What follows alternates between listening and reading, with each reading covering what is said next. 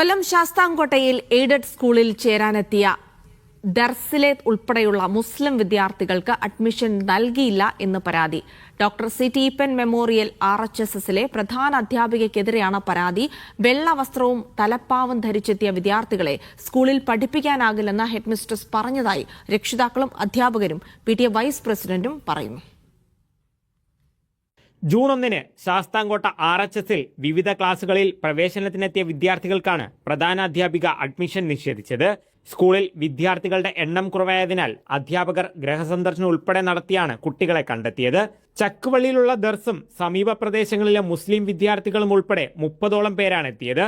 മതത്തിന്റെയും വസ്ത്രത്തിന്റെയും പേരിൽ കുട്ടികൾക്ക് വിദ്യാഭ്യാസം നിഷേധിച്ചുവെന്നാണ് പരാതി. HM വിളിച്ച് ഓരോരുത്തരടുത്തും ചോദിച്ച് നിങ്ങൾ എല്ലാ ദിവസം വരുന്ന കുട്ടികളാണോ എന്ന് ചോദിച്ചു. അപ്പം പറഞ്ഞു വെള്ളിയാഴ്ച എങ്ങാനും മുടങ്ങുമായിരിക്കും ടീച്ചറെ എന്ന് പറഞ്ഞു. ഇവിടെ മുസ്ലിങ്ങളെ കയറ്റത്തില്ല, വെള്ള വസ്ത്രം ധരിക്കുന്ന കുഞ്ഞുങ്ങളെ ഞാൻ അനുവദിക്കത്തില്ല, വെള്ളിയാഴ്ച വരുന്നില്ല, ഇനി ഇവരെ ഞാൻ അഡ്മിഷൻ കൊടുക്കത്തില്ല എന്ന് ഇവർ അവിടെ നിന്ന് പരസ്യമായിട്ട് ഇവരെ ആക്ഷേപിച്ച് വിടുകയാണ് ചെയ്തത്. ഈ രക്ഷകർത്താക്കൾ എന്നിട്ട് പറഞ്ഞു ഞങ്ങൾ എല്ലാ ദിവസവും വരാം, എല്ലാ ദിവസവും ടീച്ചർ അഡ്മിഷൻ എടുക്ക്. ഈ ടീച്ചർ അതും കേട്ടില്ല. അഡ്മിഷൻ എടുക്കാൻ രാവിലെ എത്തിയ വിദ്യാർത്ഥികളെയും രക്ഷിതാക്കളെയും പ്രധാന അധ്യാപിക ബെസി ജോർജ് അപമാനിച്ചാണ് മടക്കിയച്ചതെന്ന് PTA ഭാരവാഹികളും പറയുന്നു. 4-5 കുട്ടികൾ ഇപ്പം നമ്മൾ കൊണ്ടുവന്ന കുട്ടികൾ മാത്രമേ ഉള്ളൂ മുസ്ലിം കുട്ടികളുള്ളത്. ഇപ്പം ആ കുട്ടികൾ ഇപ്പോൾ ഇവരുടെ മുന്നിൽ ഇരിക്കാൻ പേടിയാ. കാര്യം അത്രയ്ക്ക് അവർ വളരെ നിഷ്ഠൂരമായ രീതിയിലാണ് അന്നത്തെ അവരുടെ പെർഫോമൻസ്. അവരുടെ മാതാപിതാക്കൾ പറയുന്നത് ഞങ്ങളങ്ങനെ ഈ സ്കൂളിൽ ഈ കുട്ടികളെ വിട്ടിട്ട് ഞങ്ങളങ്ങനെ പോകും മനസ്സമാനത്തോടെ പോകുന്നത്. ഇവരുടെ സംസാരം ഈ രീതിയിലല്ലേ. ഇങ്ങനെയൊക്കെ പറയുമ്പോൾ സാധാരണ രീതിയിൽ ഒരു രക്ഷകർത്താവ് അവരെ കുട്ടികളെ താല്പര്യപ്പെടത്തില്ലല്ലോ. ഹൈസ്കൂൾ വിഭാഗത്തിൽ സ്കൂളിലുള്ളത് ഒരേ ഒരു മുസ്ലിം വിദ്യാർത്ഥിയാണ്. ഇവരുടെ കൂടി നിർദ്ദേശപ്രകാരമാണ് ദർസിൽ നിന്നുൾപ്പെടെയുള്ള കുട്ടികൾ സ്കൂളിലെത്തിയത്. എന്നെ വിളിച്ചു ചോദിച്ചപ്പം ഞാൻ പറഞ്ഞ നല്ല സ്കൂളാന്നുള്ള അഭിപ്രായത്തിൽ അവർ വന്നേ.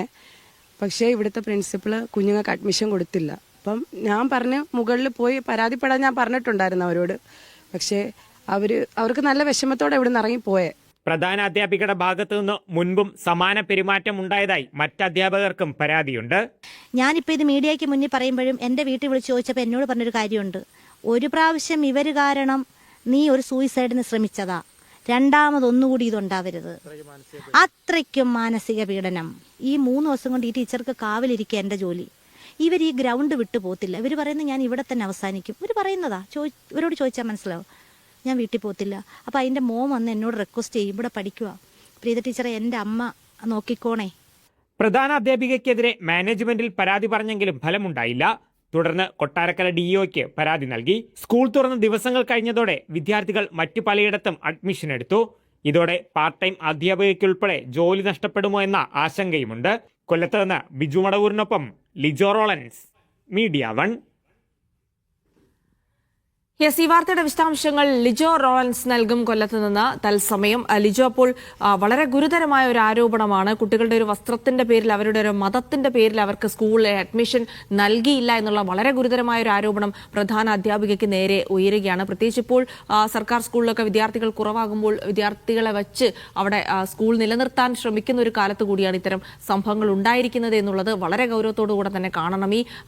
ഇതുമായി ബന്ധപ്പെട്ട് അവിടെ എത്തിയ കുട്ടികൾ, ദർസിലേത് ഉൾപ്പെടെയുള്ള കുട്ടികൾ ഏതെങ്കിലും തരത്തിൽ പരാതി നൽകിയിട്ടുണ്ടോ?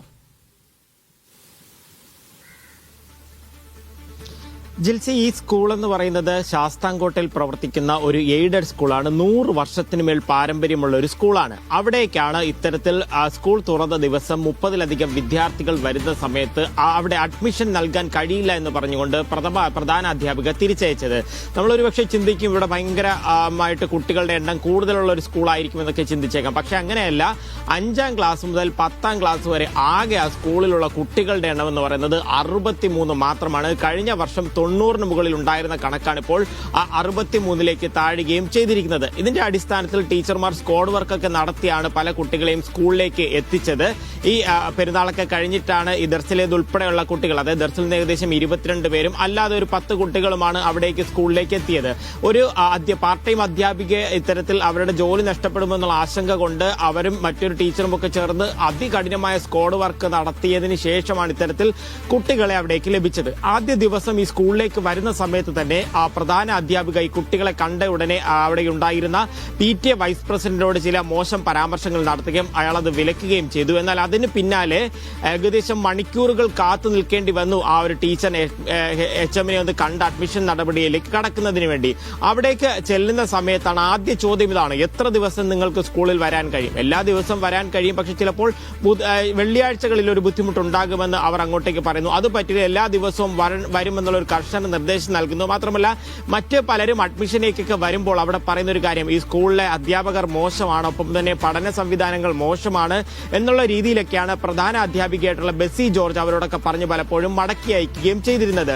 ഈ കുട്ടികൾ അത്തരത്തിലുള്ള പരാമർശം കേട്ടിട്ടും അഡ്മിഷൻ എടുക്കാൻ തയ്യാറായി നിന്നപ്പോൾ ഇപ്പോൾ ഓൺലൈൻ TC ആണ് കൂടുതലായിട്ടുള്ളത്. പക്ഷേ ആ സ്കൂൾ അവിടെ വന്നവരോടൊക്കെ അത് ഹാർഡ് കോപ്പി വേണമെന്ന് ആവശ്യപ്പെട്ട് വീണ്ടും ബുദ്ധിമുട്ടിച്ചു. പലരും ആ ഹാർഡ് കോപ്പിയും ഒക്കെ എത്തുകയും ചെയ്തു. ഇതിനൊക്കെ ശേഷമാണ് ഇത്തരത്തിൽ പറയുന്നത്, ഇത്തരത്തിൽ വസ്ത്രം ധരിച്ചു വരുന്ന മുസ്ലിം കുട്ടികൾ ഇവിടെ പ്രവേശിപ്പിക്കുന്നതിൽ ചില ബുദ്ധിമുട്ടുകളുണ്ടെന്ന് പറഞ്ഞുകൊണ്ട് വളരെ മോശമായ രീതിയിൽ, അപമാനിക്കുന്ന രീതിയിൽ ആ രക്ഷിതാക്കളോടൊക്കെ സംസാരിച്ചു. ഇതിന്റെ അടിസ്ഥാനത്തിൽ അവർ മടങ്ങിപ്പോകുന്ന ദൃശ്യങ്ങൾ ഉൾപ്പെടെയാണ് അതിൽ നമുക്ക് കാണാൻ കഴിയും. 1-2 ഏകദേശം 30ഓളം കുട്ടികളാണ് അവിടെ എത്തി വളരെ വിഷമത്തോടുകൂടെ മടങ്ങിപ്പോവുകയും ചെയ്യുന്നത്. വേറൊരു കാര്യം, ഈ രാവിലെ വന്ന കുട്ടികളാണ് 9 കഴിഞ്ഞപ്പോൾ 2 മണി കഴിഞ്ഞതിന് ശേഷമൊക്കെയാണ് അവിടെ മടങ്ങിപ്പോകുന്നത്. അവിടെ ഉച്ചക്കഞ്ഞിയുടെ സമയമൊക്കെ ആയിട്ട് പോലും, ഉച്ചഭക്ഷണത്തിന്റെ സമയമായിട്ട് പോലും ഈ കുഞ്ഞുങ്ങൾക്കൊന്നും അത് നൽകുന്നതിന്, ഒരു വെള്ളം നൽകുന്നതിന് പോലും തയ്യാറായില്ല പ്രധാന അധ്യാപിക എന്നുള്ളൊരു പരാതി ഉയരുകയും ചെയ്യുന്നുണ്ട്. ഇതിന്റെ അടിസ്ഥാനത്തിൽ കൊട്ടാരക്കര DOയ്ക്ക് പരാതി പോയി. കാര്യം, ഈ കുട്ടികൾക്ക് ഓൺലൈനായി വന്ന ഇത്തരത്തിലുള്ള ഈ TCകളെല്ലാം തന്നെ സാധാരണ ഇപ്പോൾ ഓൺലൈൻ TCകൾ അത് റിജക്ട് ചെയ്യണമെന്നുണ്ടെങ്കിൽ കൃത്യമായി